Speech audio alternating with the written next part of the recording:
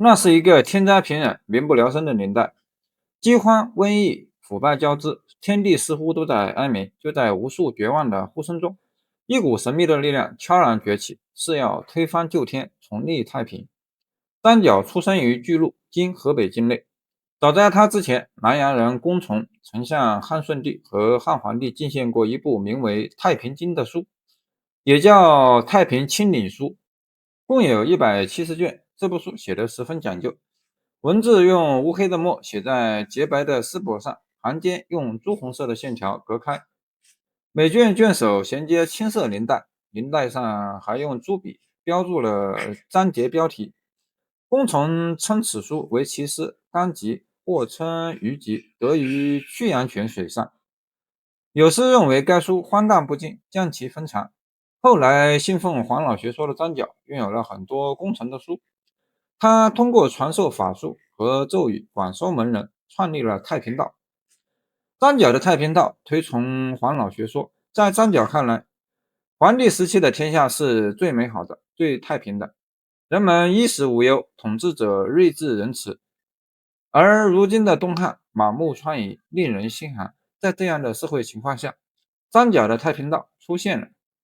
张角与他的两个弟弟张良、张宝最初是在魏郡传播太平道。他自称大贤良师，四处给穷人看病，还不收医药费，因为他本来就有一些医学知识，一般的病症都能解决，因而得到了广大百姓的拥护。眼看百姓渐渐对自己产生了信赖，张角便开始宣传太平道的思想，还把太平道的思想和治病救人结合起来。果然，越来越多的人拜入太平道。10年之间，信徒便扩充了数十万人，遍布青州、徐州、幽州、冀州、荆州、扬州、兖州和豫州各州，都听从张角的号令，人数达到几十万之多。当时太平道可以说是民间最有号召力的组织。朝廷本来有些担心太平道会对东汉政权产生威胁，不过张角一直在宣扬治病救人的理念，朝廷也就放了心。可令朝廷意想不到的是，张角可不单单满足于给百姓看病。当时全国爆发瘟疫，冀州的灾情很严重。张角一方面给人治病，一方面派两个弟弟在百姓之间宣传太平道。在太平道信徒人数达到几十万之后，张角便把他们分成36方，一方就是一支军队，多的有1万人，少的有6、7千人。从这以后，张角开始谋划起义的事宜。公元184年，眼看时机成熟，张角悄悄地给全国各地的信徒传递消息，决定于3月5日起义，还打出了长天已死，黄天当立，岁在甲子，天下大吉的口号。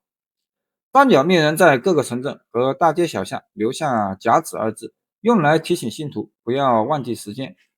就在这个时候，太平道却出了一个叛徒，这个人名叫唐周，他的上部是马元义。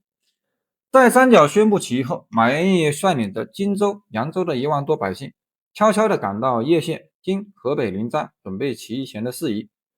又数次到洛阳勾结宦官分序、徐凤，想要里应外合。唐周趁人不备，把太平道起义的消息告诉了东汉统治者。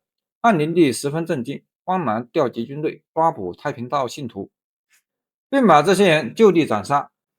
马元义仓促之间抵抗不济，也被杀死。随即，汉灵帝在全国下令抓捕太平道信徒，并要求一定要抓到张角和他的两个弟弟。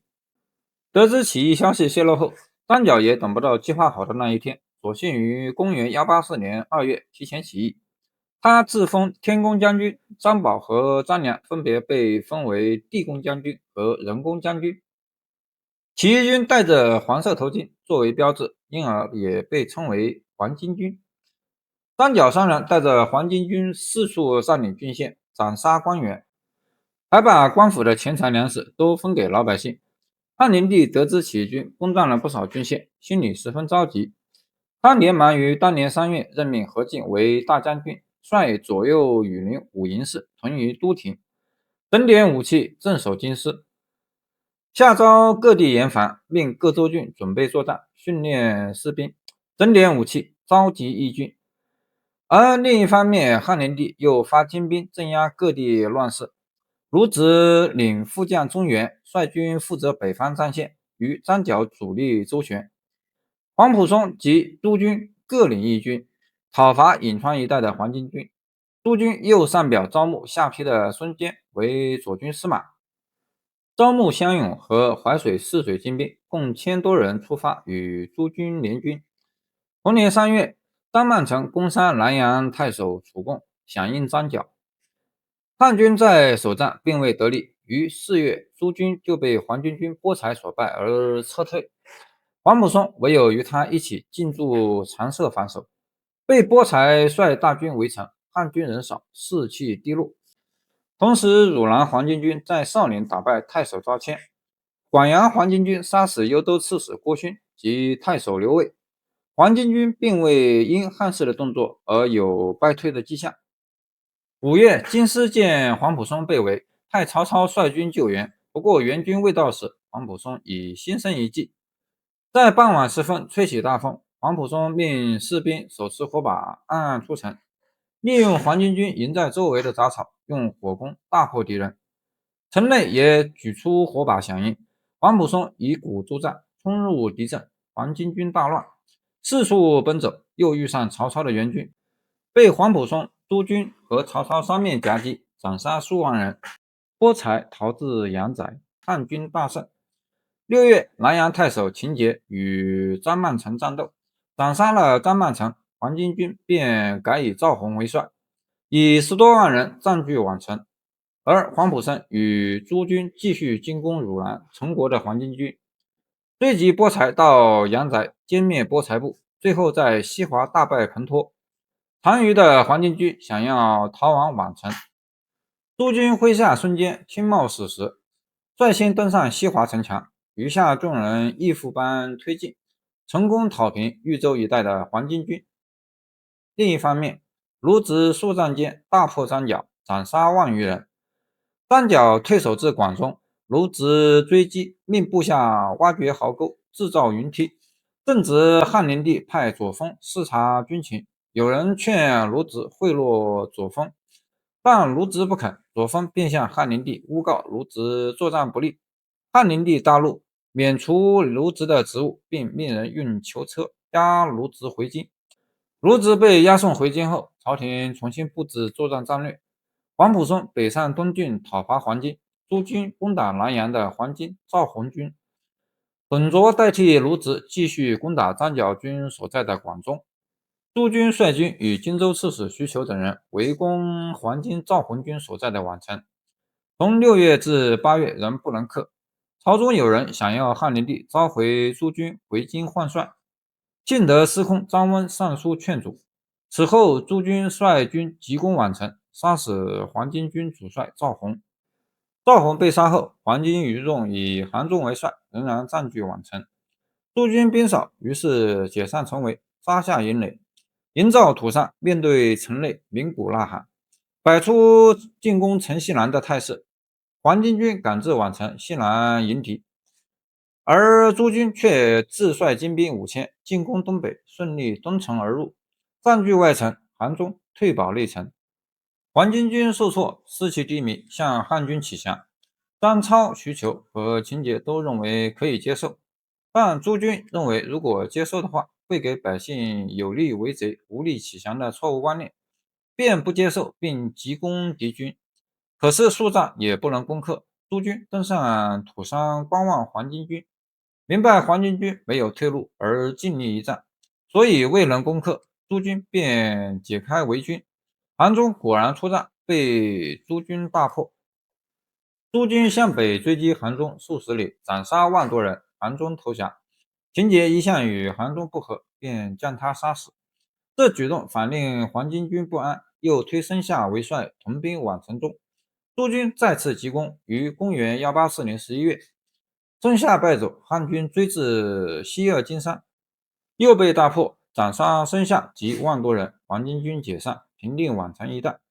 公元185年春天，班师回京。另一方面，黄埔松于8月抵达东郡，大破黄巾渠帅仆以部众，斩杀7000多人，而董卓进攻广中的张角不利，无功而返，并要求黄埔松继续北上，替代他作战。10月，黄埔松抵达广州后，张角已经病死，接替张角的是弟弟张良。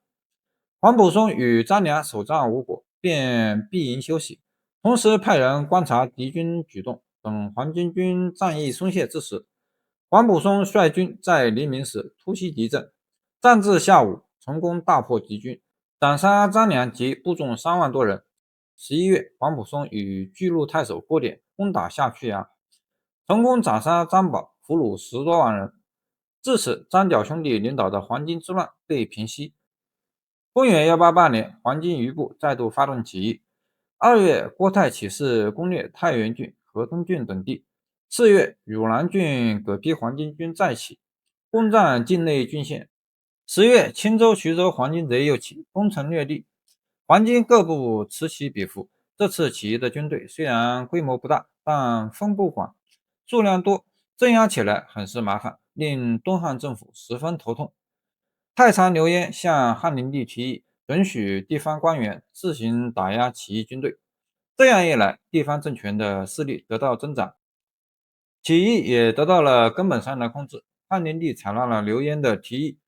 从眼前情况来看，这一措施的确能有效镇压起义军，但从长远来看，地方政权的强大会威胁到中央政权，地方官员拥兵自重，久而久之便不再听从皇帝的命令。